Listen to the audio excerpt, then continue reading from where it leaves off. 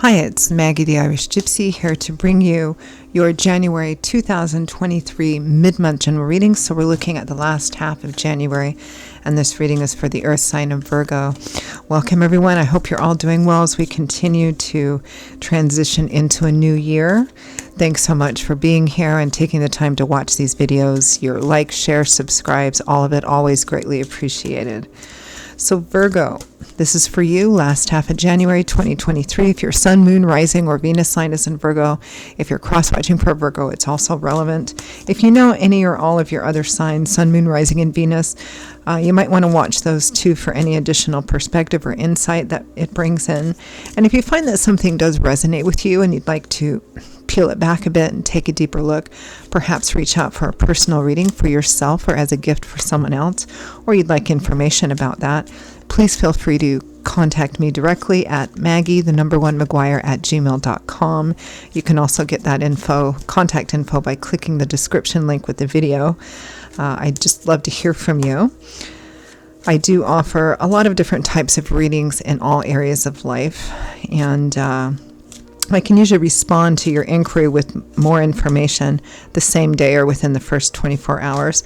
Particularly popular right now are the 6 and 12 month overviews that I do, which give you kind of a sneak peek ahead in a lot of different areas of life and what's coming in for the next 6 or 12 months, depending on how far ahead you want to look. Now you can order those any time of the year, of course, but they're popular at the end of one year and the beginning of a new year because a lot of people like to kind of get a look ahead as they transition into a new cycle. So something to think about. Okay, Virgo, let's see what the last half of January 2023 looks like for you. I am using the Tarot of Dreams and clarifying with the Radiant Rider-Waite. We begin with maybe not knowing. We have the moon here. Maybe things are a bit fuzzy, cloudy. The way is unclear. There might be some compulsions or tuggings in the bottom of your stomach. You may have some deep-seated fears that are kind of rolling around there as well. It's a bit cloudy. With the Two of Swords, feeling stuck. But there might be a reluctance or a resistance to looking at some kind of truth or reality, because then if you do, you have to acknowledge it and make choices in that direction. It's a card that represents feeling stuck.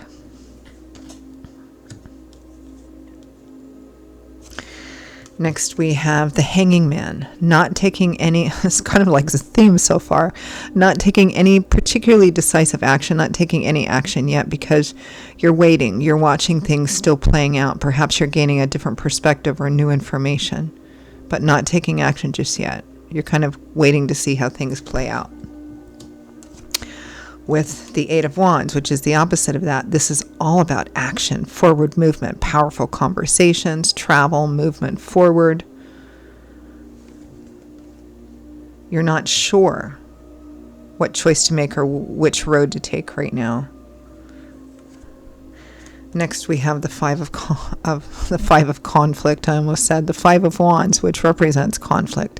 Could be internal conflict, external conflict, petty squabbling, going around and around the same thing, everybody wanting to win or have the last word, so no resolution ever kind of is reached. Internal, external. With the Ten of Cups, the happy home, family, partnership, marriage.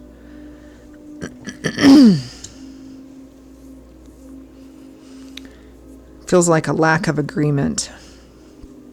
So let's look at the bottom of the deck for overall energy and focus. We have the Seven of Cups. So the overall energy and focus, Virgo, for the last half of January is the Seven of Cups. So the Seven of Cups is the Seven of Water, which governs our emotional landscape. So this is more of a kind of a dreamy emotional card. It's a card that represents kind of building castles in the sky, daydreaming, fantasizing a bit, looking at various different options, but looking at like the best and most possible, the best and most potentially perfect way that things can work out. I mean, we all dream, we all start with dreams, although this isn't a particularly realistic card or reality-based card because it's a card of things kind of still being in your head. There's an energy in this reading for some of you. You're tired of something and you're thinking of making a change.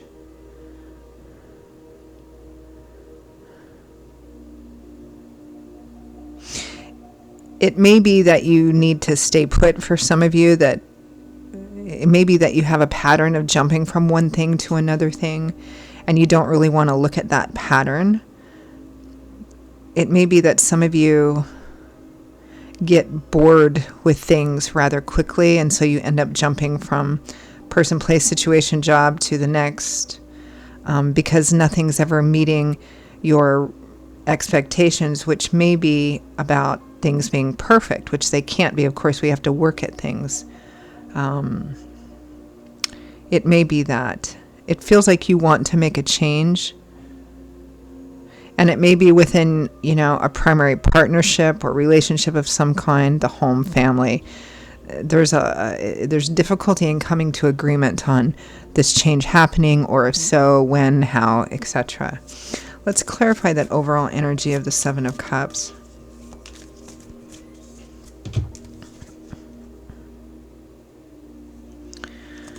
Yeah, Ace of Wands, new beginning, something that holds more excitement, enthusiasm, passion, desire for you. The Two of Wands, again, that crossroads energy. The Nine of Wands.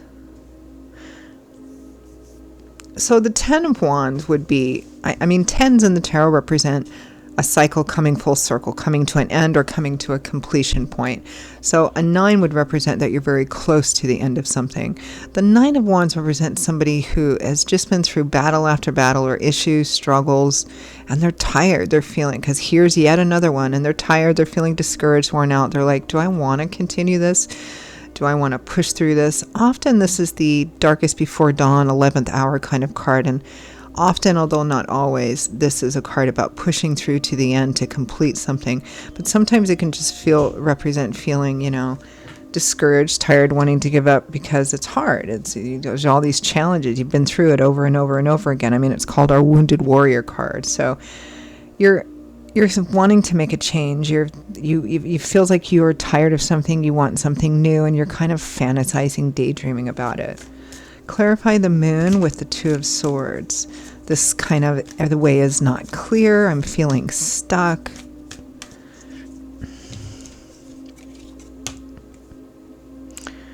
The Eight of Cups, leaving, walking away from that which is not fulfilling or has run its course, or it's turned out to be something different than what you thought. Seven of Wands.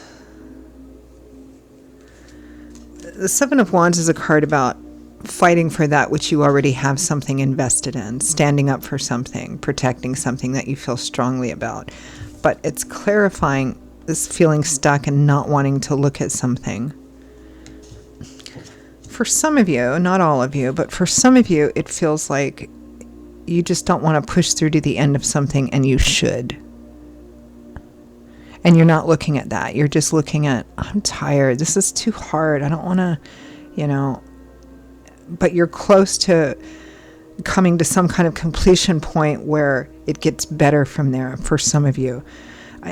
Fundamentally, the energy stays the same. You're thinking about leaving. You're fantasizing about better things. You're feeling like you don't want to continue investing in the thing that you're investing in because it just doesn't feel like how you want it to feel. Regardless of the specific and details, that energy is what's present here. Let's clarify the Hanging Man. Waiting, watching things play out, not taking any particular action yet. The Three of Pentacles, compromise, teamwork, collaboration.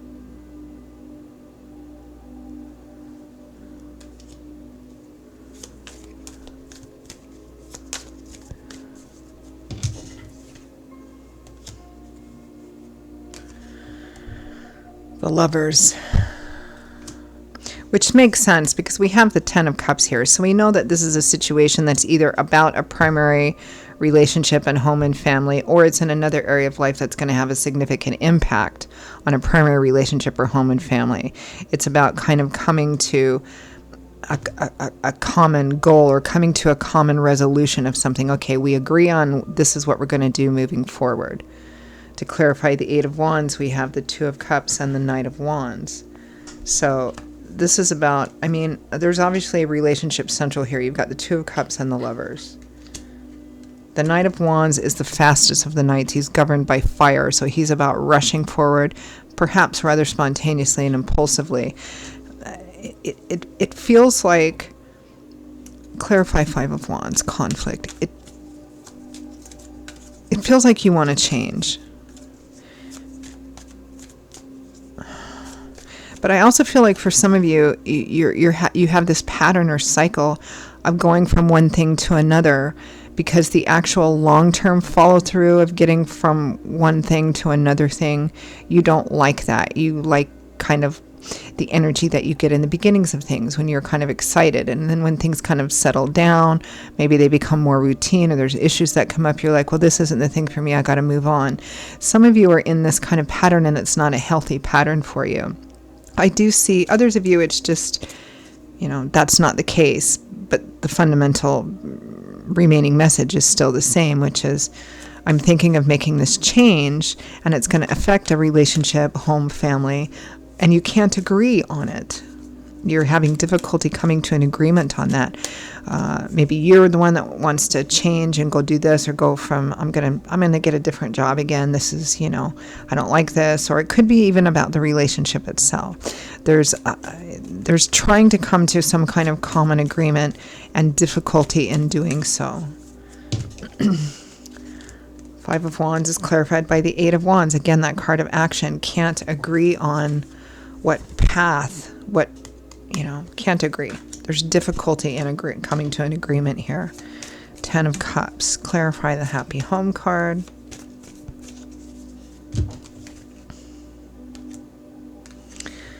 Ace of Cups. The heart opening up again. An emotional renewal. Judgment. A major fork in the road, crossroads choice. The consequences of which will likely be permanent or long-lasting, so choose wisely. It could be a potential game changer. So it's either about the relationship for some of you. Do we continue because we keep having the same issues over and over again? Do we continue? Do we try and renew this?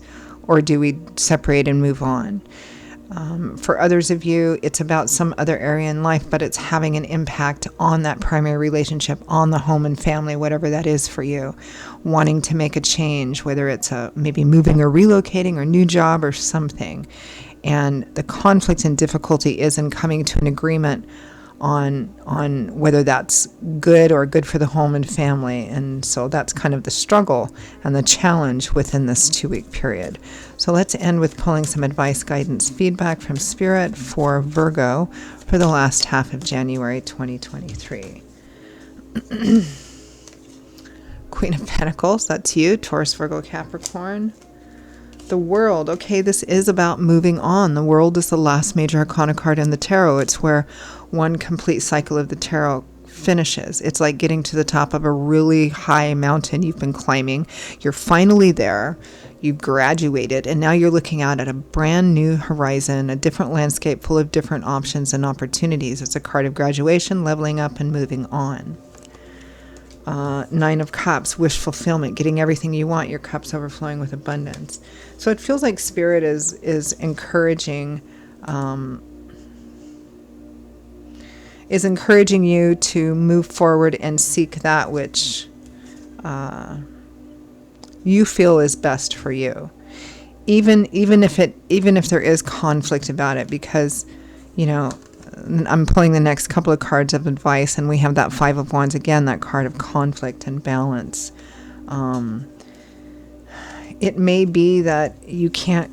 It may be that It may be that you you end up not actually being able to come to a common cause and agreement, but you may just have to agree to disagree, because Spirit looks like they're supporting your going after what you want, because you haven't found it yet, basically.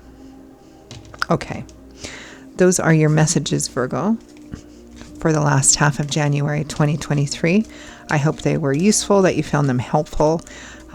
Again, if this resonates with you and you'd like to reach out for a personal reading for yourself or as a gift for someone else or information about that, please feel free to contact me directly. Email me at maggie_mcguire@gmail.com. You can also get that contact info by clicking the description link. I will see you all in a couple of weeks for the February general readings. Stay safe and well until then, and I hope to see you back here again soon. Bye-bye.